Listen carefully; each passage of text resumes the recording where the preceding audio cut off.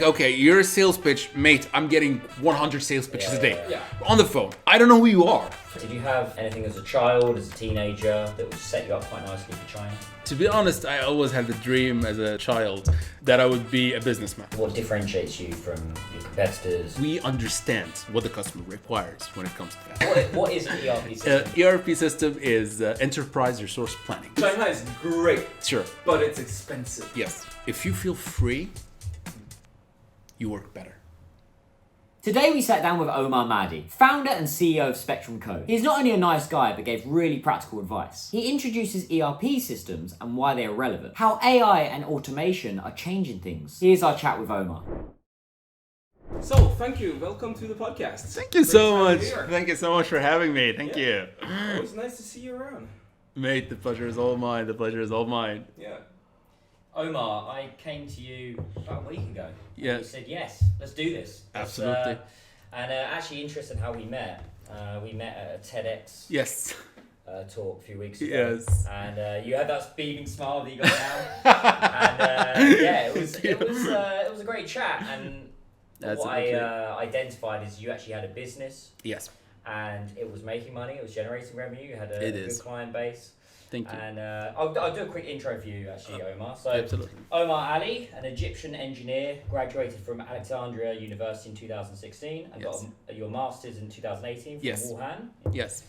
Founder and CEO of Spectrum Codes, and also a certified professional front-end web developer Yes. by the Egyptian Ministry of Telecommunications. Yes. Welcome to the pod. Thank you. Thank you so much. I'm glad to be here. Yeah. So, where did you grow up? I grew up in a coastal city, Alexandria, Egypt. But I had quite of a mix. Like, first of all, I grew up for 6 years in Egypt. Then me and my family, all of us moved to Saudi Arabia for another 7 years in Saudi Arabia. This is why most of my childhood was there. Then we moved back in Egypt around when I was in preparatory school, and then stayed there until my university years. So basically, a couple of them, Saudi Arabia and Egypt. Yes. Nice. And then you went to university in Alexandria. Yes. And then to Wuhan. Yes. Why Wuhan? Because that's really not a city you hear a lot of foreigners Right. going to first, right? That was actually to be honest, I've never planned on going to China, to be honest. I've never had the point that I wanted to go to China. The chance came in a really strange way. Basically, I wanted to be a civil engineer in my university years, but some things happened, and couldn't really go to civil engineering school. And my luck got me into textile engineering. So basically, we're majored in textile science and engineering. And at the end of the 5th year, my professor approached me and said, we have a scholarship in Wuhan Textile University in Wuhan. One of the biggest textile universities, the first one they had textiles in science and engineering was in Wuhan. And they say, would you like a scholarship? And would you like to go to China? I was like, okay. I didn't know. To be honest, I didn't know okay, wow, this is good. And I've always had this dream of me traveling abroad. I love new experiences, new chances. And to be honest, I was pretty excited about that. So I said yes, of course. And when I started the thing, I didn't really think that it would go through. But luckily and strangely, I actually applied for a job right after that. I said, okay, I would go, no problem. Apply for a job. And then I went to the training, and I had one colleague going with me. And she said, are you ready? I said, ready for what? She said, ready to travel. It's like, what? It came true, actually. Yes. Okay. Wow. We're traveling. And that was it, basically. Yeah. So it was basically a scholarship here at Wuhan Textile University for a master's degree. I mean, wonderful. I mean, Yeah. for a lot of people who don't know, Wuhan is, I think it's the world's largest university city. Sure. Yeah. Very true. Yes. So, yes. and I mean, I'm jealous because Wuhan is an amazing place. Thank you. Just the food and the culture and Yes. definitely one of my favorite cities. Rugged mian. They say Wuhan rugged mian. It's like noodles with sesame seed. To be honest, this thing is just awesome. It was my breakfast, lunch, and dinner for a very long I've been time. trying to get it in Yes. Shanghai. You can get it, but it's not the same. No, true. I know Shanghai is a place where you can get absolutely everything, but It's not the that. same. True, very I've true. been. You've never been to No, Wuhan. no, I've never You really been. should. It was Yeah. on my list, and obviously things happen. But I think probably in China now is probably one of the safest cities, as far as what's happened. True, Um, very true. I mean, apart from the food, guys, you have some experience with businesses. What are the main industries there? What are the hubs, and what's actually happening out in Wuhan? Oh, right now. Yeah. Oh God, Wuhan is a bustling city in a lot of ways, and I mean, Yes. you fill me in where I'm missing out here. First of all, Wuhan has huge universities, right? So they're the Very biggest university city in I think the world. I can't say, Very definitely true. in China. So you have a large amount of university students graduating, especially in engineering, every year. So really, right now, what's booming there is one is fiber optics, Yes, and then it's motor, what do you call it, car industry. Right. very true. Those are really growing, and then you have a bunch of like high tech industries sort of related to that, just growing up. And high tech manufacturing in Wuhan is really what's going on. Very true. Yeah, we're gonna make a trip. We should You do, have to. yeah. Absolutely, This is a central absolutely. point now with the railway that comes from Europe goes to Xi'an and to Wuhan. So you have direct transport by rail all the way to Europe from Wuhan. Wow, I didn't even know that. Wow, really? Yeah. Yeah. Awesome, Opening up the awesome. Silk Road, isn't it? Is it Yes. that initiative? Exactly. Yeah. So I mean, Yeah. Awesome. And entrepreneurial spirit. Did you have anything as a child, as a teenager, that would set you up quite nicely for China? Well, to be honest, I always had the dream as a child that I would be a businessman. Okay, so I didn't know what business, I didn't know what thing that I wanted to do, because during my life I had a lot of one time I wanted to be a pharmacist, like my father, rest in peace, and then one time I wanted to be an engineer, and then I want to be an architect. But I always had that vision that I wanted to be a businessman. I wanted to have the jet and then get out of the jet, and there's a business here, business there. I'm traveling here, I'm traveling there. I always had this, as fantasy as a kid, and wow, it actually came true. So yeah, that's the main point. Like I always had this since I was at a young age. Yeah. nice. So then maybe tell us a little bit like right now, what is your business and how did you start it? Okay. So basically, what we're doing is we're Spectrum Codes. We help businesses to better optimize and automate their processes. So basically, a lot of companies, when they start up, they're trying to focus on doing the work. Okay. And this is absolutely right. This is completely right too, because like we've been talking earlier about this, you learn by doing. So you get a rough start and then just keep going. But the problem is when you succeed. This is the main problem, because things go higher, and then managing work becomes the work, and you're leaving the work, so your success just keeps plateauing for a very long time. And that's the problem. And you try to solve that by hiring other people to keep managing the work, and the work just keeps going bigger and bigger. So the problem is, when they're doing that, people actually skip the point that they need to start working smarter, not harder. You need to basically invest more into technology to do that heavy lifting for you. And we have like AI booming and so on. It's like, to be honest, it's really crucial to do that. And the point is, what we're trying to do is we're trying to tailor the solution to every company, because every company is a story. Every CEO is a visionary. He has dreams, he has plans. He wants to drive that ship to success, And every person is a story of his own. So what we're trying to do is we set up with the customer, we talk to him. We don't really just look at it as just, okay, that's the project, this is the product, here we go. No, we're trying to actually make it custom made to fit the business. So basically what we're trying to do is we're trying to make managing work easier so that they focus on what matters, which actually growing up their business and making it bigger and higher. Yeah. So I mean, it sounds a little bit similar, because before this I watched an interview with Elon Musk, Yeah. and he said like basically there's 4 ways to do, like 4 steps for everything. Like you plan it, you do it, you optimize and automate it. And then it sounds like, okay, the first 2 steps has to be done, and then you come in and fix sort of step number 3 and 4 for businesses. Yes. Yeah. Exactly. So what we're doing basically is we're trying to make it easier for everybody. Make it. Let's say you need to focus on what matters, and that's why we come in. And how do you do that? Just maybe 2 or 3 examples of how you make it easier, just for our audience. Of course. Like we have a client, we have a couple of clients that contacted us, and one of them is a dear friend, to be honest. The point is, they had a lot of work going through Excel sheets, and they're basically working with 5 or 6 Excel sheets, and then we have 2 or 3 more CRM applications and 4 or 5 other accounting applications, and 5 or 6. It's becoming a whole jumble, and they're trying to grow bigger. So just customers just keeping coming in, and they're getting more Excel sheets, and then they're getting more clients to more employees to cover those Excel sheets, and we're just going there. We're just getting more people to do that. So basically, we had to sit together and we talked. He said, of course, this is something like, if I could just put all of this in one place, for God's sake, I just want it to be in one place. I need to be, as a business owner, a couple of clicks, and I can see a dashboard that I can see, and I can make an educated decision of what should I do. That's like the dream for any CEO managers. Basically, not just see where I need to take a decision. I don't want to be, figuring things out. I need to take a decision to grow my business. Basically sat with him. We talked about his processes, what they do on a normal day basis. What are the things that our employees are like suffering with? To be honest, it's nothing wrong in a sense, because they're growing their business. They're driving multi-million dollars into the industry, and they're like doing pretty good.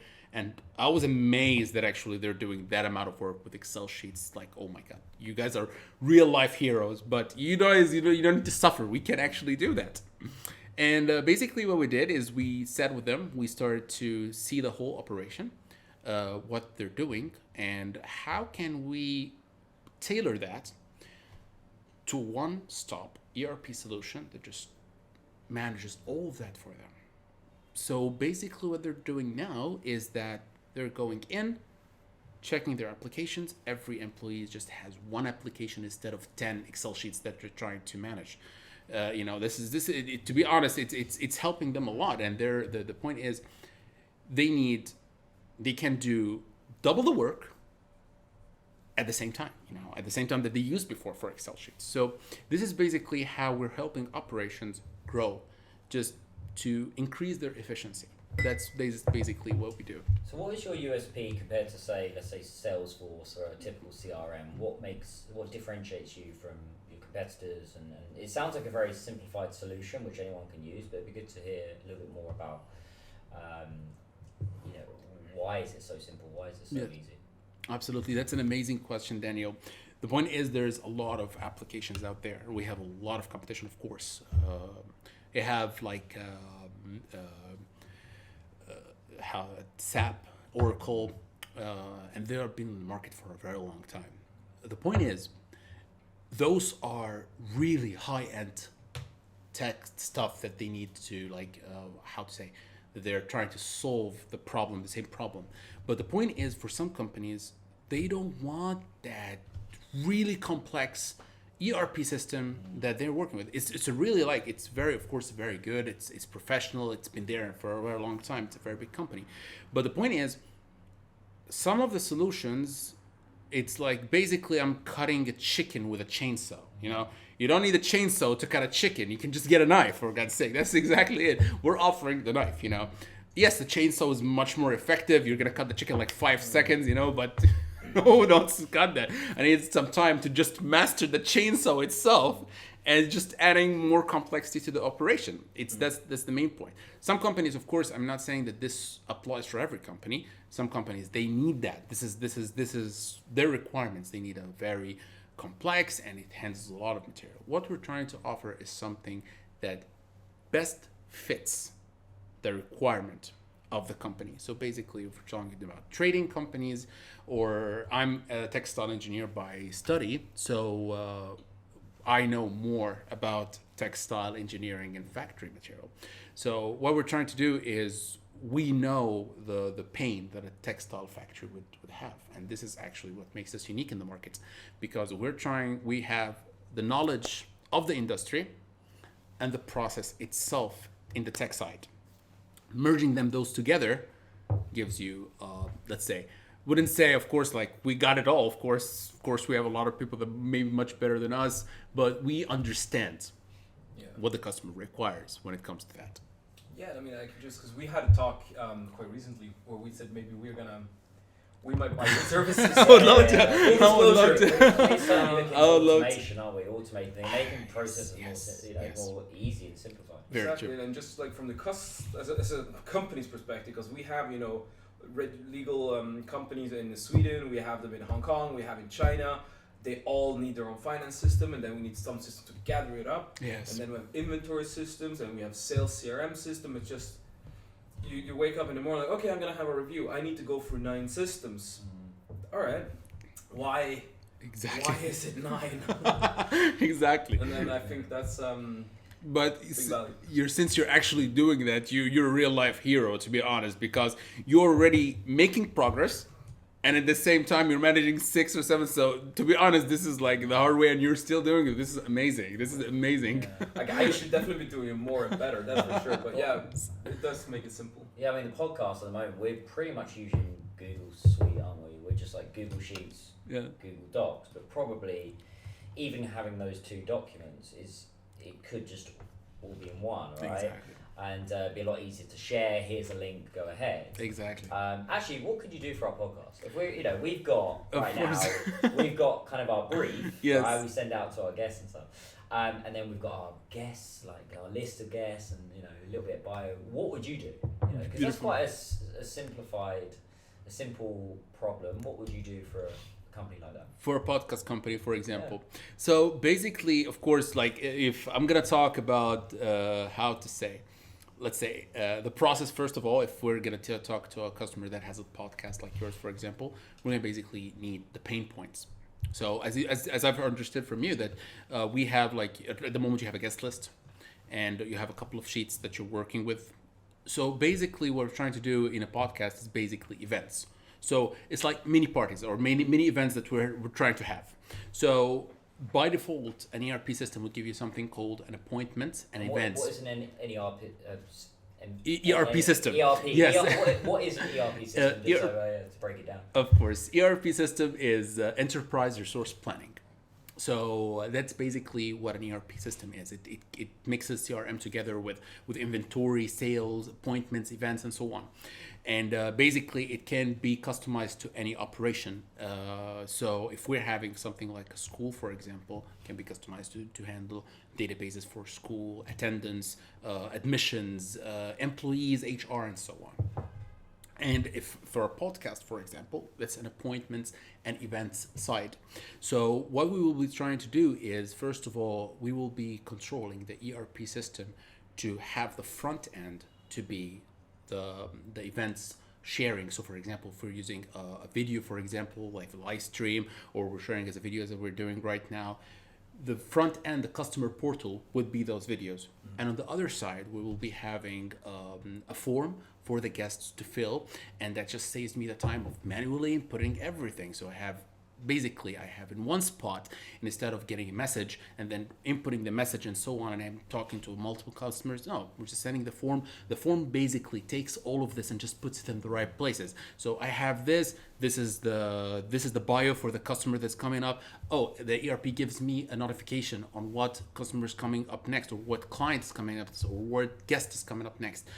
What are their bias, and just gives you a better way of managing the data automatically without you having to take data, put it in different places, and then set it up. So basically, it just automates the solution for you. It makes the process, so you basically are just focusing on how to make my podcast as shiny as your podcast, basically. It sounds like it's saving so much time as well.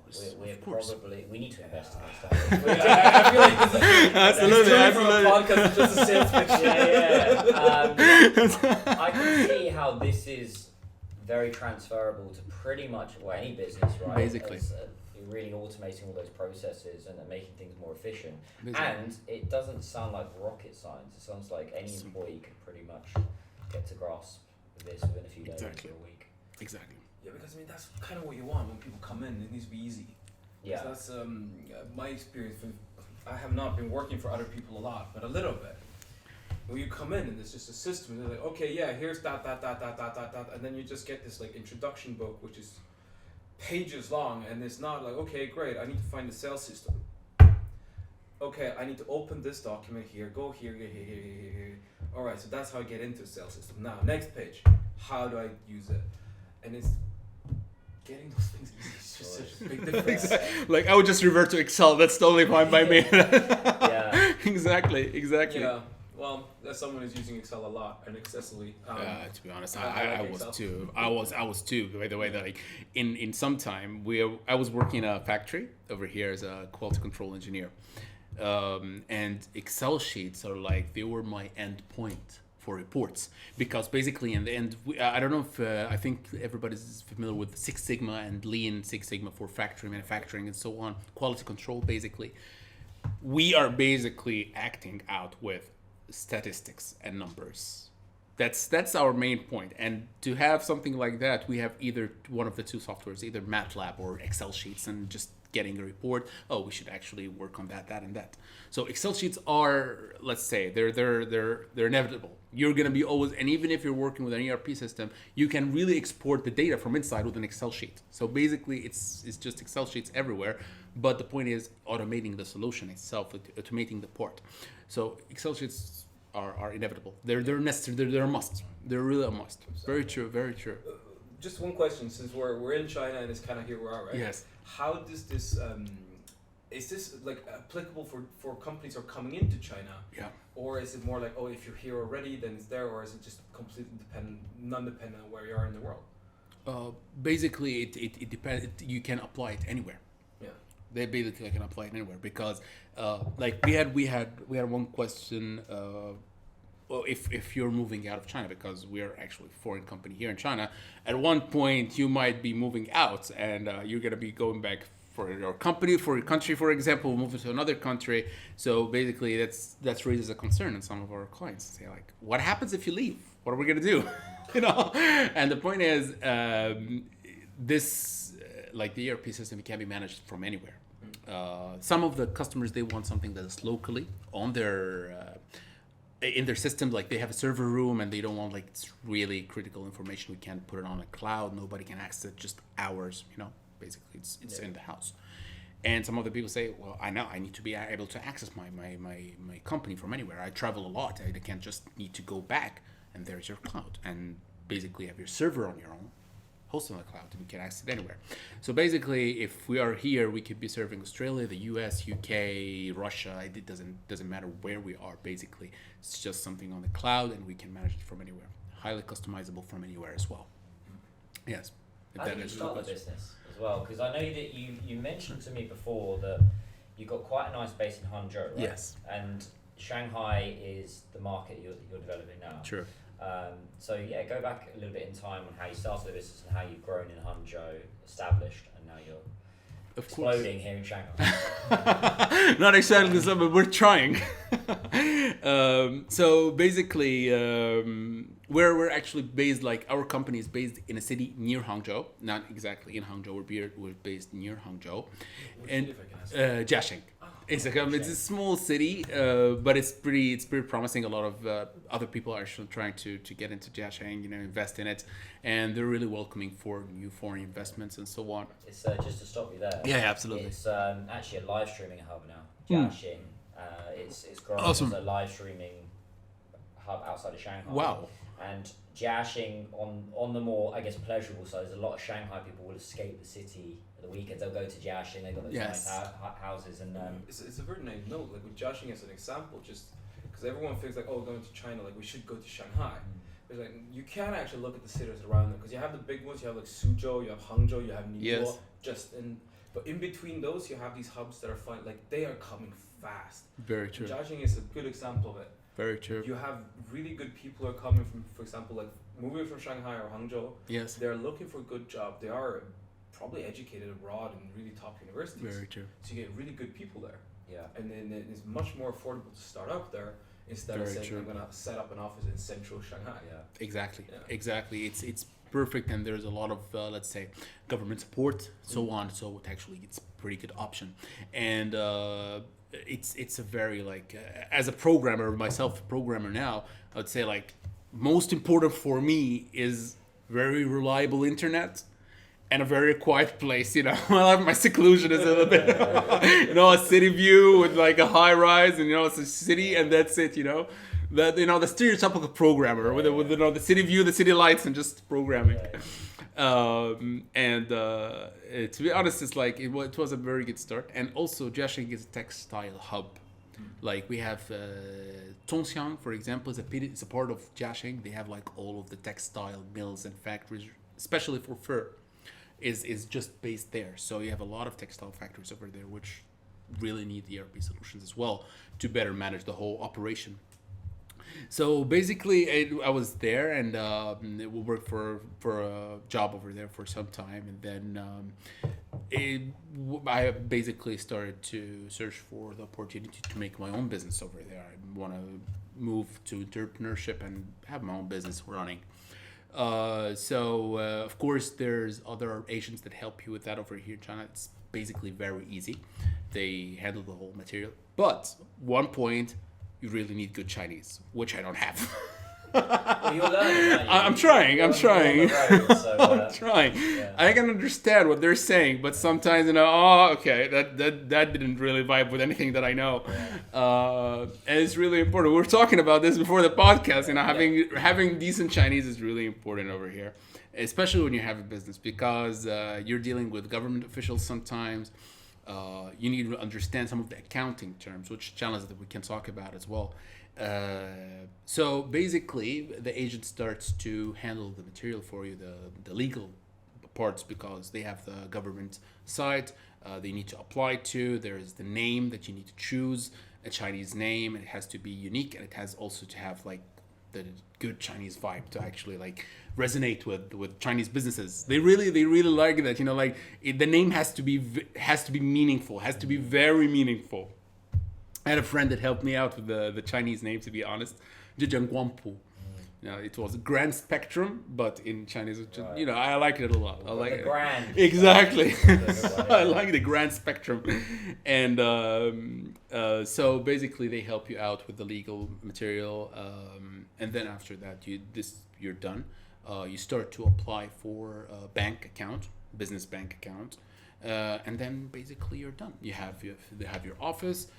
You rent out the office. They search for the office for you. You just basically pay the rent and apply for the name. You have the legal parts of the government. The accounting is in order. Of course, really important to have accounting over here. Like this is the main pillar. Even if like they have the annual checks, do you have accounting? Basically, this is the basic question. Do you have accounting? Money? It's not expensive as well. No, not at all. Not at all. Because one thing that could be interesting to compare a little bit, because you are now setting up in Shanghai. I've just set everything up. Setting up a new company. I set up my first one in Ningbo. I think I paid 9 or 10 in total. Was that for the agent and everything? Everything. Oh god. 12 on my side. I got the wrong. So 12 on my side. this is the thing. Like Yes. Shanghai is great, Sure. but it's expensive. Yes. So you can a lot of times, and I think when I did it in Ningbo, they were very welcoming compared to what the feedback I got in Shanghai. Like Shanghai don't need more business. There's a lot of business here. Yeah. In Ningbo, they were very like, hey, welcome. We'll get a translator for you if you need it when you're talking to the government people. We'll help you set everything up. You get deducted on all the costs. It's gonna be cheap. It's gonna be good. Do you need cheap office space? We'll start you out. Here's 2 years. Very cheap. True. Very true. You're not getting that in Shanghai. I see it a different way. I see really the commercial deals are here. Exactly. And the idea of having to go, I mean, you're used to it now, but to go between Ningbo, or for me, even Jiaxing, would be a bit taxing on me. I'm quite set on being in Shanghai. Yeah. I see the pros and cons of each. Everything in Shanghai just gets more expensive. The commercial value here is much higher. So there's much higher competition. Very true. Getting into Shanghai, office space become more expensive. All kind of license does become more expensive. Very true. So if you're able to ball your business, like you have it in Jiaxing, where you can keep traveling, Exactly. that saves a lot of costs. Exactly. And it's not that hard to, if you have your business there, to set up a 分公司 or like a What's a 分公司? what's a 分公司? How do you say it in English? Like a branch. A branch office. So your Chinese is not that bad. To be honest, I guess the meaning. To be honest, I guessed it. I really guessed it. I think that moving on. My conclusion point is, if you're coming here, consider looking at the other places and then just, be in Shanghai because that's where you get the value. If you can have your company and operations outside, you're going to save a ton of cost, but it's not applicable for everybody. And your IP as well, I think that's very, very key. Like making sure that you register that IP as soon as possible. Because you get this with the Nordic brands, I get this with some of the British brands, is they just come here and they haven't even registered their name. Yes. And not just China, but any country, you could register an IP on any social media or any brand very quickly. And it's so important to get that IP sorted. And Very true. It's very cost effective. It's Very true. It's just being legally watertight and just covering all bases. Exactly. I really think actually with what you said also, Daniel, the point is with like the downside of me being in Jiaxing or in Ningbo, traveling back and forth is tiresome, and like a big part of our company is PR, like because if we're selling an ERP solution to a company, for example, I don't know about how business like how food and beverages is working, but we need to be quite much out there. Exactly. Yeah. You get what I mean. Like you're not basically selling a cheap, quick solution that you can just sell over the internet. If people feel it's not working for them, just can refund it. Done. No, it's bigger than that, and you need like personal trust. And being like the same as your business, you have to build trust with people. And trust doesn't work over the phone. None over cold emails. None over emails are working. You have to be out there. You have to shake hands. You have to talk to people. You have to drink coffee with them. It's basically that. The last time I was here in the event, like it was a tiring day. It was a really tiring day because I had a big drive all the way to Shanghai. I had to sleep in Shanghai, I had to stay for the day and then go back the next day. Yeah. One time I had to go back and forth in the same day. I drove like about 8 hours that day. The next day, I was sleeping in bed. I said, I'm not doing anything today. That's it for me. That's it for the end of the week. It's terrible. I mean, exactly. Just shortly, like you and me probably wouldn't have met if you weren't there. Exactly. Right? Sure, we're not a customer now, but we'll be in the future. Even if we make it friends. Sure. Yeah, exactly. But the thing is, if you had called me, no, exactly. The sales bit. No, I don't have time for this. And I don't know if you wouldn't be able to trust me either. Like of course not. Okay, you're a sales pitch, mate. I'm getting 100 sales pitches a day on the phone. I don't know who you are. Phones and emails all the time. Like no, they just auto delete. And I admire that. Exactly. That's I do really the same thing. When I started out, and I was still in Sweden, working with the brands to start over. It was really, if I got one meeting in Stockholm, because I was living in Linköping, which was like 2-3 hours by train, I will go up to Stockholm the first train in the morning to get as much in on that day as possible, and then I'll go back on the last train because I couldn't afford the hotel. Same. It was just like, I can't stay overnight. Same. So I have to Exactly. get it done as much as possible. But it really weighs on your health. It really weighs on your health, right? It does, but I think the value on just those personal connections is just so important. Yeah. Very true. It's such a recurring theme that we're finding with our businesses and with the podcast, which every guest keeps saying is like almost like people buy from people first. Yes. And despite AI and all this kind of stuff, the sales process and certainly it's having an effect on marketing, but ultimately I'm going to invest in something or buy something partly because of the person. It doesn't necessarily have to be the most incredible product or service. It's having that interaction with someone. Very good. Exactly. And the trust is there as well. What was it called? Brandon Renford, like the Wolf of Wall Street guy. He wrote this. Jordan Belfort. Jordan Belfort. He had this it's the three things that you need to do. Is first you need to have like a personal trust. You need to trust the product, you need to trust the company. Very true. And I think that is really, really true because it doesn't matter if you have the best product in the world, but I don't trust what you're saying. Exactly. That means nothing. That doesn't work. And if I trust you what you're saying and the product sounds awesome, but then I look like, okay, but the company's going to deliver it, I don't trust them. Same. Then I'm not going to do it. Very true. If I have all of this, like, okay, I trust you, I trust that your product is great on paper, I trust you, I trust the company so that they can do it. But then the reason why I really need your trust is because if this doesn't work, I know you're gonna fix it. Exactly. And that's, in my opinion, like exactly what makes me sleep comfortable at night. Exactly. Because otherwise, I'll have just a bunch of, hey, here's 5 projects that didn't work. Now you need to fix them. But no, because the people I work with, I trust them. I know if something happens, I'll give them one call. Very true. Like, hey Simon, I know this is not working out. Great, let me fix it and then get back to you. Very true. Great. Very true. Very Yeah. true. That makes such a difference. And that's actually like, I would ask you a question. If you had, of course, we have like a lot of supermarkets and like convenience stores right next to us, of course, in any community, like 3 or 4 at least near to you. This is something that I found for myself. I don't know if like how it would work for you as well. If I'm dealing with if I would go to the faraway place if the guy in the convenience store has a smile on and I can trust him. But if there's one right next to me and the guy is gloomy or like sketchy, I would be no, I'm gonna go to the faraway place because I like that guy. He's actually like, I don't know if this actually is the same for you or not. This lines up really good with the numbers because we just did a huge review on basically offline sales. Yes. Right, offline sales of commercial goods, especially in food and beverage or fast food consumer goods. And the conclusion basically came down to there are 3 things that make your an offline location works. Because one, just having the product is not enough anymore. No. Because I can get it delivered in 25 minutes. Yes. If I go down, sure, I can get it, like I can bounce down and get up in 10. But yeah, then that's only for 7-Eleven. So there were basically 3 things that made it work. One is like, if they feel like they're talking to an expert. Yes. If they come into the store and like, oh, this guy is really an expert, I'm getting expert personal advice for me. Very true. If it's an experience or it's, basically an experience. So you're happy going there. It's fun. It's enjoyable. Yes. Then people will come again. And the same, like, oh, if you come in there, they're very welcome. Hey, welcome. We're happy. That helps a lot on that. Yes. It's nice to go there. And the third one was convenient. But convenience is the really, really tough one. Very true. Because convenience, sure, if you're more convenient than delivery, which is, it's a tough nut to crack right now. Oh yeah. So you're spot on. Yeah. I think it's the easiest win. It is. First impression, smiling and being approachable. And then the quality. Yeah.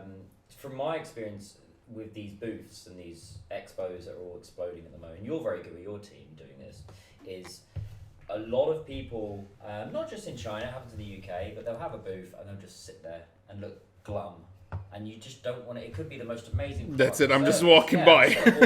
Just gonna walk by. If someone's out there, or like I said, like a door-to-door salesman, they're smiling and they're out there and pulling you in, you're more likely to go over there and invest in the product or whatever it is. It's an issue in China, I would say. I'll give you a really good case study, which would be Manna. Okay, Manna is a success story here with their coffee. Customer service, I don't think is the best. When you go in there, they're not like, "Good morning, how are you?" And I'm not expecting them to all British and like, "Oh, I say, jolly good." But certainly, if the staff, I'm still going to buy their coffee. The coffee's good. But I'm not going to hang around. I'm going to literally go in there, grab it and go. Yeah, and I like that experience. The same my gym. My gym has an issue right now. Is that when I go in, one guy is like, "Hi Daniel, how's things? You know, what are you training?" And one guy just sits there like this on his phone, and it's that it just drains your energy. It's that personal touch that I think is a really, really useful tip for any company coming to China. Is that first impression and being approachable, which all of you guys have. Thank you. And we know people. We do know people in our community that are not. They're not as welcoming and approachable, and you do have that distrust about can I do business with the person, or is this someone I can rely on? That's of course it's just a no-no, Yeah. basically. That's not just China thing. That's general, but maybe even more in China, especially when you consider like Shanghai. You go out and if you go to a couple of events a week, how many people do you meet? 100? Yeah. 50? 100 people? Yes. I can't remember all the people I met. It's impossible. Our mind wasn't wired like that.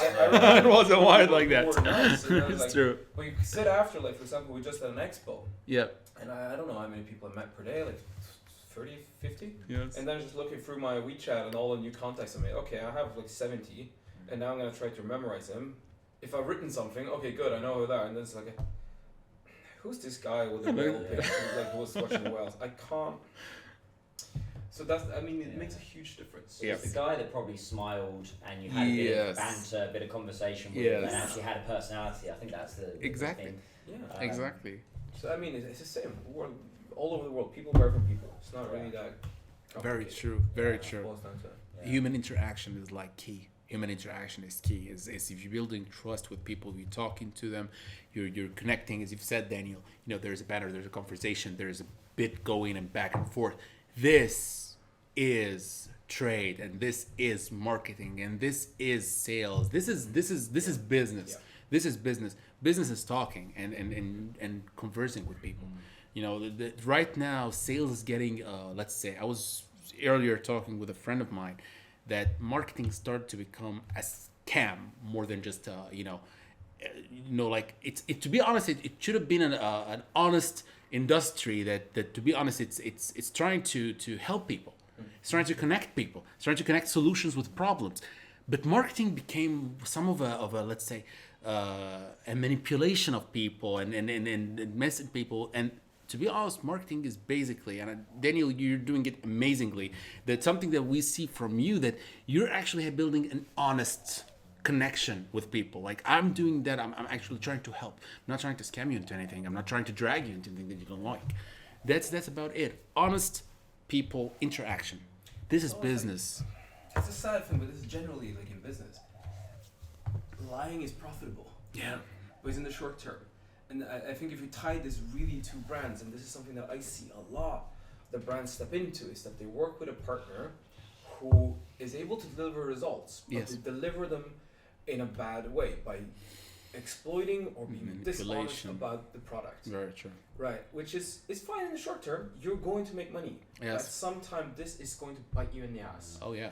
And, Oh, and yeah, a you're lot right. of the people who are True. doing that kind of way, they will bail immediately when this goes down. Yes. And then you're stuck there, and your brand might be totally destroyed. Yes. Yes. So you need to keep an eye on it, because, for example, especially like health supplements, Yes. the claims that some of these guys are making are ridiculous. They will sell a lot, and then it's like, okay, now you have done claims that you can't legally make. People are coming after you, and they're gone. And then what do you do? Can't find them. Very true. Well, the biggest one with health supplements is they never say we're a supplement. Yes. Right? If they actually said, look, True. have a healthy diet, go to the gym, Yeah. stretch a bit, do a bit of yoga, but this is a supplement. Yeah. The That word, helps. Yeah, they just say that this is the magic formula and you have to take it. Whereas I worked with a brand before, a UK brand, and they really pushed that idea that not vitamin C, you can get it from your Basically, your your lemons diet, and your right? oranges, But you're if done. If you need to True. supplement it. Very true. But I mean, we had the same, and this is just to prove the point. I mean, of course, this never went through. But there was a basic guy here in China, I'm not going to mention any names, but who was working with a few supplement brands. And then he came to me and said, hey, I need more. I want to find a supplement brand that we could say cure cancer. Yeah. I was like, yeah, that's not. it That's not happening. it doesn't have work like that, that's mate. That's not how it works. He's like, okay, so you Doesn't can't say work it like directly. Like, no, you can't say it at all. He's like, Um, could you implement that it cures cancer? Because it's a really hot topic now. I was like, no, Basically we not. can't. Don't tell people to stop going to the doctor and just eat your supplements. Exactly. You're gonna get in trouble. If Of he's found the cure course. for cancer, isn't he the richest man on the planet technically? The biggest problem. He's pretty much, or one of. The He biggest automatically, and Well, I mean, considering all of the cures for cancer you see in the market here, I think, yeah. I know. Everyone yeah, would be very it's rich. You know. interesting, but Put a patch on your leg, and then all of your stuff, heart diseases, Yeah, cancer, basically that's what- diabetes just goes away. They Like, did. They Yeah. found someone who could produce this product for them, and then they It- started inputting, and they never made a claim specifically. But they Yeah. were very, very clear, like with the marketing, that this is Exactly. what we implement, like showing. And what ended up happening is this company can no longer sell in China at all. The company was banned here. oh Because- my god, that. Yeah, no, they were Of like, course. no, you have been doing this marketing, and the company said, no, it's our agent. They're like, doesn't matter.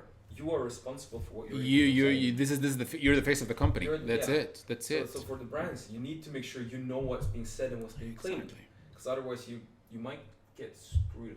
Yeah. Exactly. Yeah. Exactly. Yeah. It's the main point is trust, as Yeah. you gentlemen been saying, it's trust. Yeah. That's the main point. Like, a lot of people are talking about, like, when they're going to market into a business, they have one thing on their mind, which is money. Wrong. Very wrong. Very can be more wrong. It's not about money. It's about the problem that you're solving. As you've said, Daniel, if you've solved cancer, you're basically the richest person in the world, right? That's it. And if you think about it, cancer is a problem. Okay? It's the biggest problem because nobody can find a solution. The first one that finds a solution to that problem He just solved a problem for I don't know how many millions of people there. Yeah. They're gonna just be happy to pay all of the money for that because they're solving a problem, big problem. So basically, any business, what I think, like what works for me, is that we're focusing on what is the problem that you need to solve. Focus on that. This is what you need to be doing. Focus. Oh, I need to be solving that problem. Don't worry, the money's gonna come. As long as you're solving a problem, the money's gonna come. Second part, you need to be honest about it. As you've been saying, you need to be honest about it. You need to be very honest. Are you really solving the problem, or are you faking the solution? You just tell me something that doesn't work. Just, I know that problem. Here's a scam that you can use. It might help, it might not. Like there was one time. I'm not saying that all of the foot patches and so on, or all of them don't work. Some of them have medical benefits, but the way that they were marketed in Egypt, that they're saying this is the magical solution to your diabetes, heart diseases, liver, fibrosis. What kind of health problem do you have? I can fix it. Like, oh my God, they're putting those, and people stopped going to the doctors. Yeah. And then the health condition just plummeted. Yeah. Of course, that doesn't work. If there's a magical solution like that, come on, like, what are you talking about? And this is a problem. They found a problem, they're trying to exploit it. And this is terrible. This is really terrible. So basically, it's the problem and honesty about what you're doing. If you did that, build trust with people, you're set to go. That's it. Yeah, no, I agree. I mean, I always tell, like, if you want to work with people, like, I prefer working with people I trust. Yes. But we do have a lot of the brands who are coming in like, no, but this guy sells a lot. Yeah, I know. But then it always comes back like, sure, he sells a lot, but you need to understand what he's working. Yes. Right? I'm not saying he's not dishonest. He's been in some cases, like, he's been completely honest what he does. Yes. Right? But you have just decided not to watch it because you want the sales. Exactly. So then you need to make sure his model works. For example, there was a company, again, I don't want to mention any names, a food company was working in seafood that wanted to come into China and sell a product that's a little bit difficult to get into the market. Yes. And basically they found an agent who's like, okay, I'm going to help you out and get you into the market. Yes. And they sent down a bunch of stuff, and then they copied labels from another company.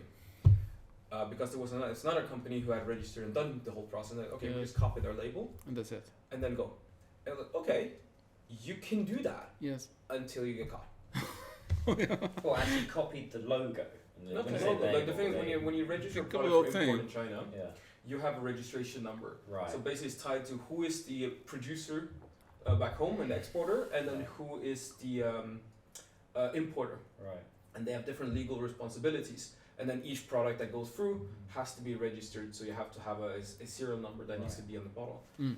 A simple way to get around this problem is just to find someone who has done this registration, and then just use use your their name. number. Oh my God. So you're like, okay, I'm taking your number and putting it on my product, and then it looks like I'm fine, because if someone checks, because the customer's gonna check, and you're like, okay, yeah, that number's that's the right product. Go. Get in.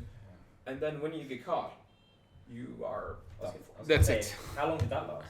Well, let's just say this product would retail for about 80, and right now you can buy them in imported food stores for about 4. Oh my God. I have like this feeling like, yeah, Yeah, that's about right. it's about over. Yes, very true. So on that trust part, with your clients, obviously we always talk about ROI, and it's a big thing that comes up with our clients as well. How do you show some sort of examples or case studies that if we do this, there's a big opportunity for you to increase your sales here or improve efficiency? Are you able to show that data to your clients and maybe offer a case study of a company that came to you and did that? Of course. So basically, we are working with statistics, of course, because not every company is the same, not every human being capability is the same. Some employees are really experienced, they're fast learners, they can pick up on new things quickly. Some people are stuck to old methods and they're just stuck there, they don't want to learn anything new. And to be honest, we faced with one client that we faced a big backlash from employees against the solution that would help them, because they were stuck on old methods and they don't want to change it. They don't want to learn something new, even though the thing that is new is going to help them a lot. But they know. And some other people, they did like an improvement about 60% or 70% of efficiency, because the employees are really fast learners, they feel the problem that they're having with multiple Excel sheets and multiple solutions, and they really want to get rid of the problem. And it's all about the mindset. So what we're trying to do is we get like a statistics, because I'm an engineer, so basically I work with numbers and I find truth in numbers. So I'm guilty, I find truth in numbers.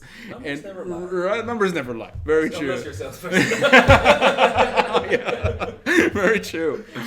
And basically, our statistics, they're saying that an ERP system can improve the efficiency of your company from 60 to 70%. That's what an ERP system does. It can go lower, it can go higher. But those are outliers, as they say in the statistics world. So they're not really like the main average bar is 60 to 7% increase in efficiency, because basically what it does, every employee can be broken down into, like, every 2 employees can be broken down into 1 employee. Of course, we're not saying that we are trying to do this to cut down on the number of employees. We're trying to say that using an ERP system can make you better utilize your process, because to be honest, I'm really against letting people go. We've seen AI solutions do that, like, okay, we can use an AI solution, you're not required anymore, and that makes people feel like okay, so I feel like I'm in danger now. Using something like that. And this is one of the major points that happens with employees when we're trying to implement an ERP system.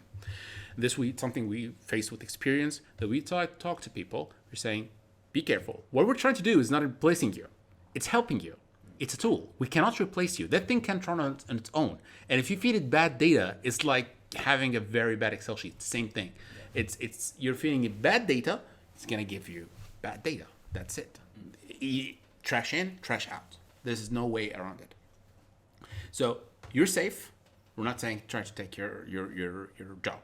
But now that you're spending, instead of 8 hours managing work, you're spending 4 hours managing work. That gives you what? 4 hours a day?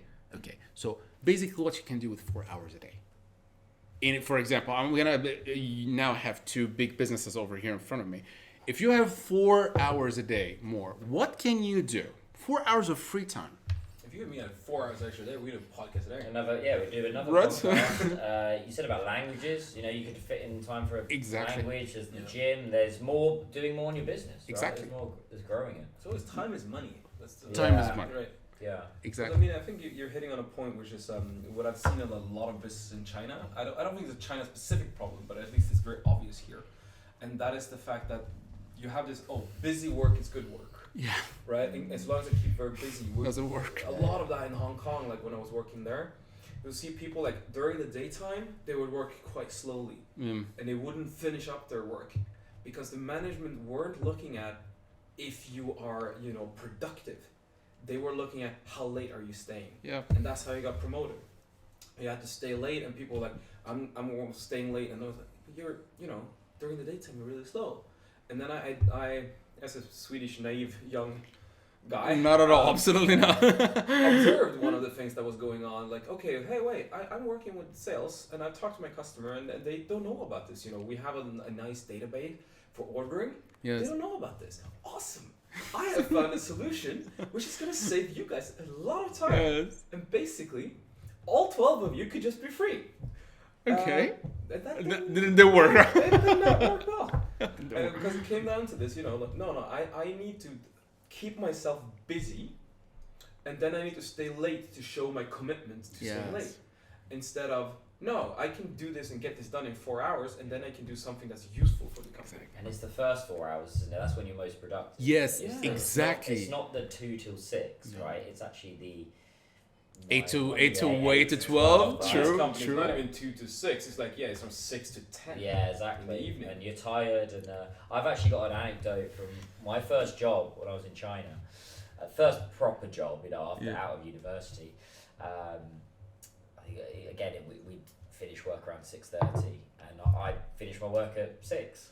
So got to 6:30. I was obviously twiddling my thumbs, and then I left. And the next day, the boss said, "Yeah, don't do that again." Yeah.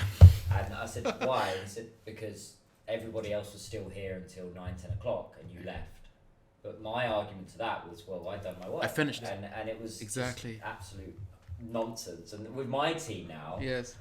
anything, I say to them, look, if you get your work done before 6, go home, enjoy. Right? Exactly, enjoy your time. Yeah, as long as you get the work done, it's not, and that is sometimes a challenge in China. Yes. There's more of an impression of, if I stay later, then it looks like I'm working harder, and actually it's I'm not always in, good to get your thoughts on this, is efficiency. China is all about China speed, China efficiency, but why do they have that extra, say 6 till 10 was like, working overtime? I'd say it's more of an issue in Japan.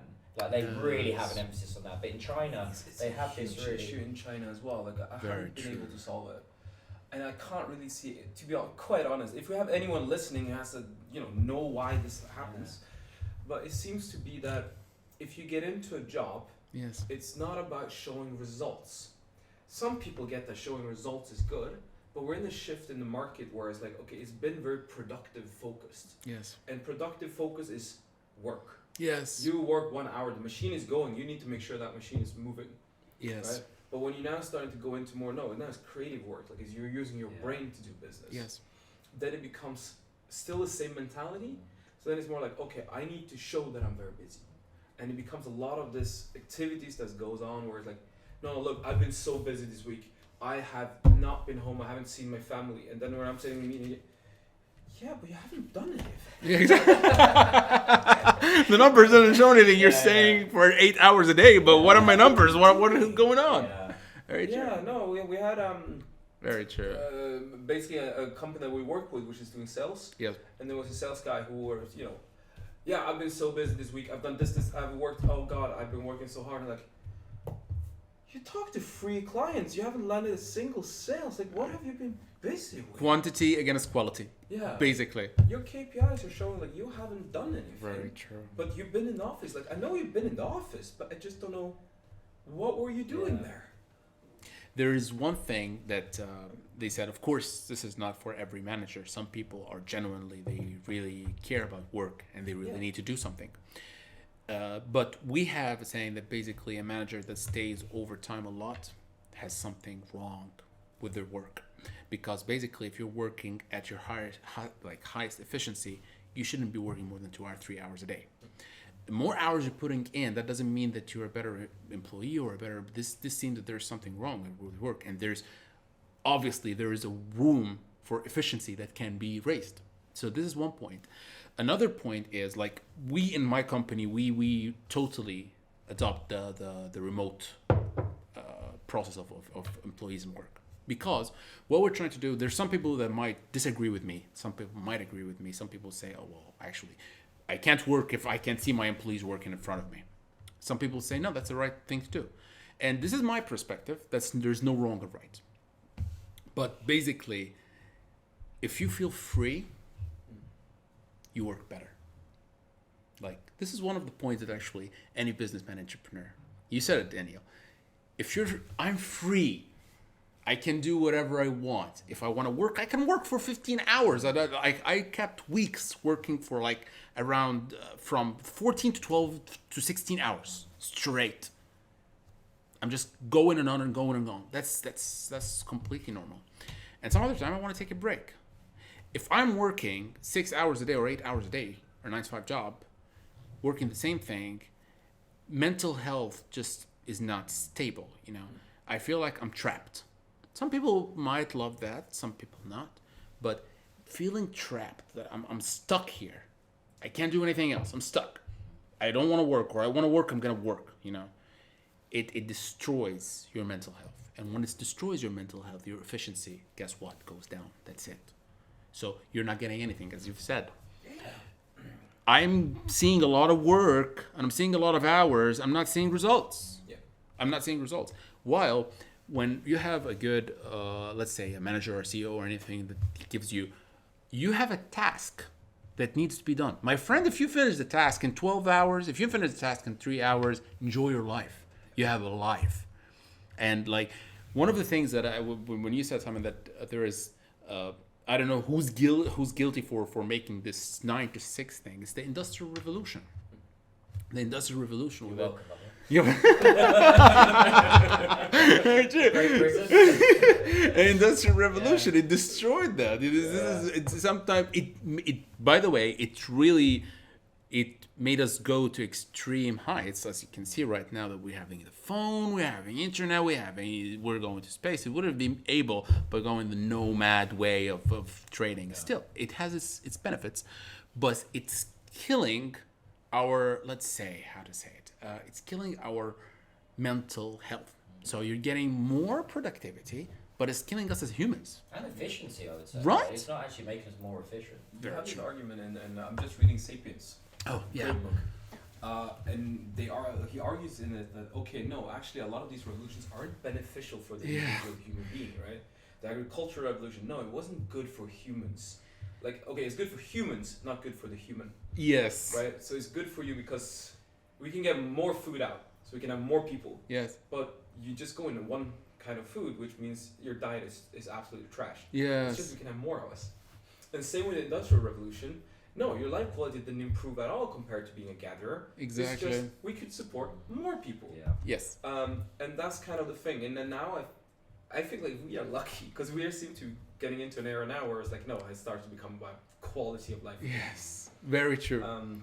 I would not be happy to be a worker in a steel mine in Norway. Oh God. Not gonna be Yeah. there. Be honest, I tried the job world. By the way, there is nothing against that. Like, some people are saying, no, you gotta succeed. You gotta go start your business. My friend, if you're happy doing what you're doing, whether you're an employee or you're CEO or a manager, you're not even doing anything. Well, of course, you need to be productive, of course, to keep living, but it doesn't by default is not a bad thing. Like, there's an anecdote. I don't know if you heard about it or not. There's the businessman and the fisherman. I don't know if you heard about it or not. No, please share. So basically, it's a businessman and his friend, a fisherman. And the fisherman, what he does is every day he goes to the lake and he fishes. Okay, he enjoys it. He loves it. And one time, his businessman friend is just talking to him. Says, "Since you're so good at fishing, why not expand?" He says, like, expand how? The fisherman said, expand how? Businessman said, well, first of all, you can go to the nearby market, start selling those fish. He says, awesome. And then? So the guy says, well, then you get some fishermen working for you. They do the fish work and they just give you the fish. It's a good. And then says, perfect. And then you get yourself a couple of trucks, expand to the nearby cities, grow a business. He said, perfect. And then he said, you make a lot of money. He said, wonderful. And then guy says, then you do whatever you want. He says, I'm already doing what I want in fishing. So I basically just went the whole way for no reason. This is the point. So if you're an employee that is happy with what you're doing, there is no reason for you, if you're actually in a business with somebody that you trust, whether you're an employee or a co-founder or a partner or anything, and you're happy with what you're doing, this is the most important thing. The most important part, from my point of view, is being happy with what you want. Yeah. Happy with what you're doing, because you have to be enjoying it, otherwise exactly. there's no point. And then, exactly.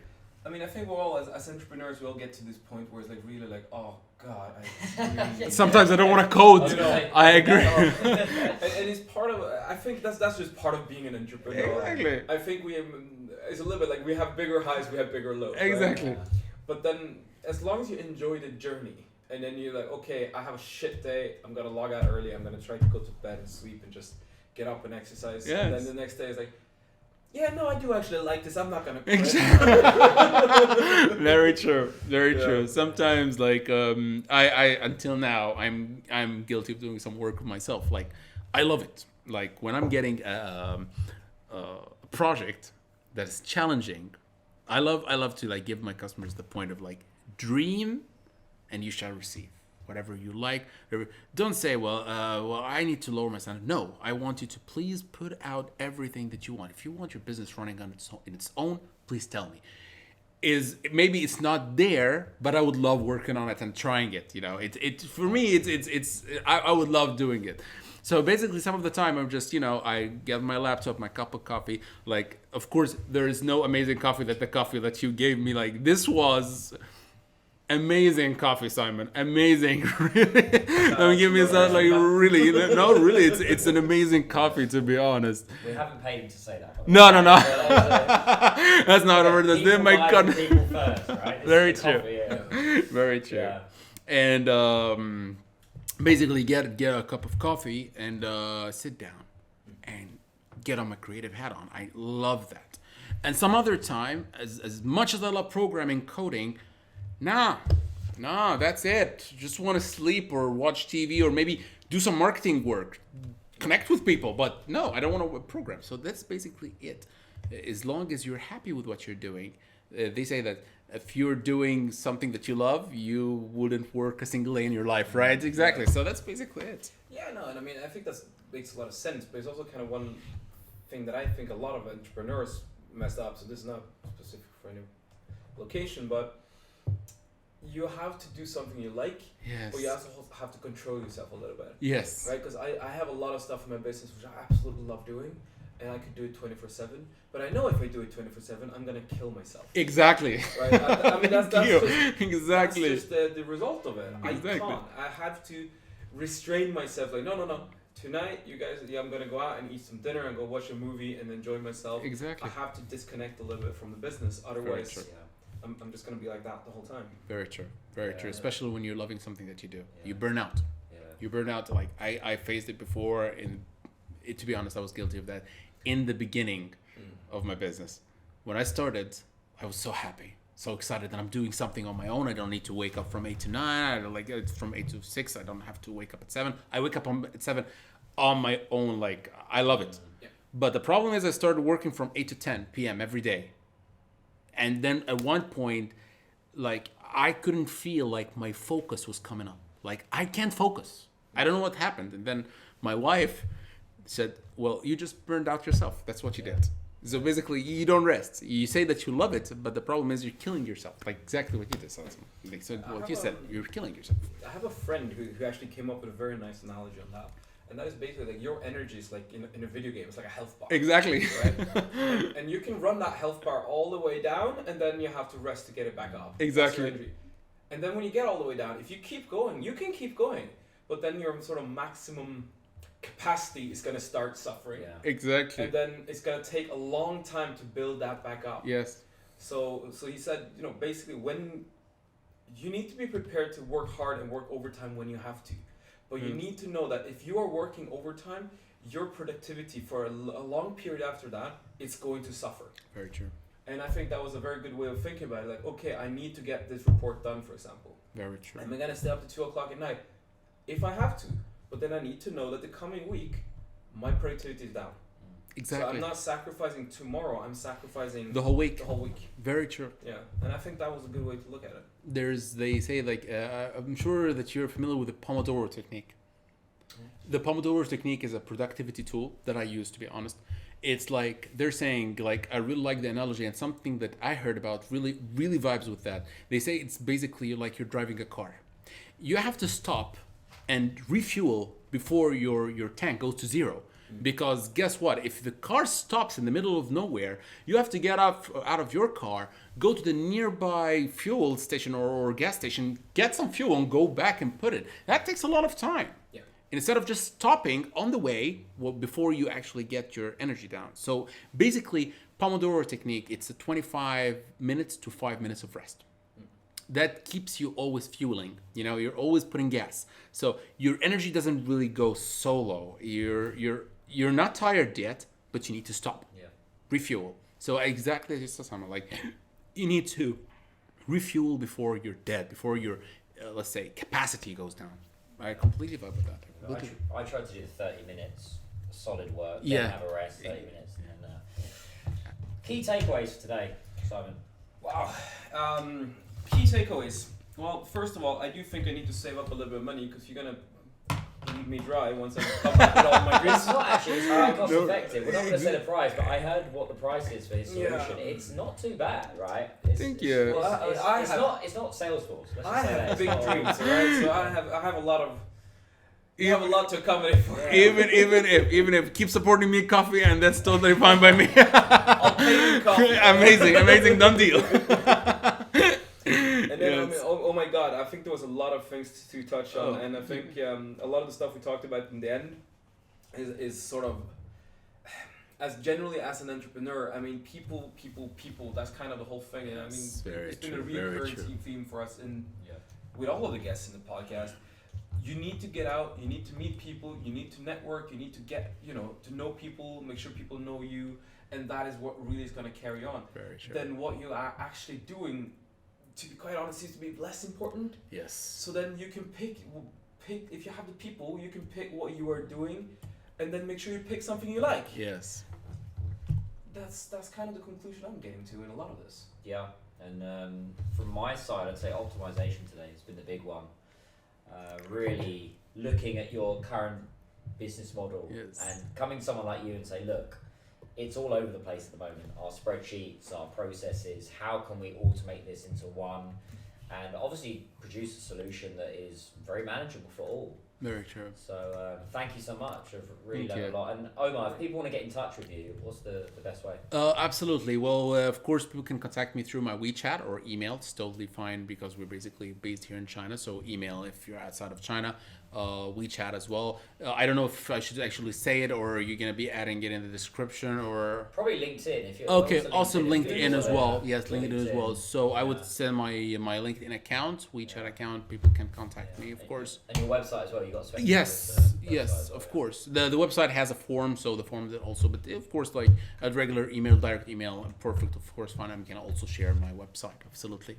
Great, then we'll put all of their contacts in the description, and then people can reach out to you if they have more questions. Awesome, thank you so much. Thank you so much. Yeah, great for having you here. It's my pleasure. It's my pleasure, to be honest. I'm really happy to be here, and thank you so much for inviting me again. No, thank you, and we'll have you on the pod again. I think we need a part two. Yeah, I'd love to. I'd love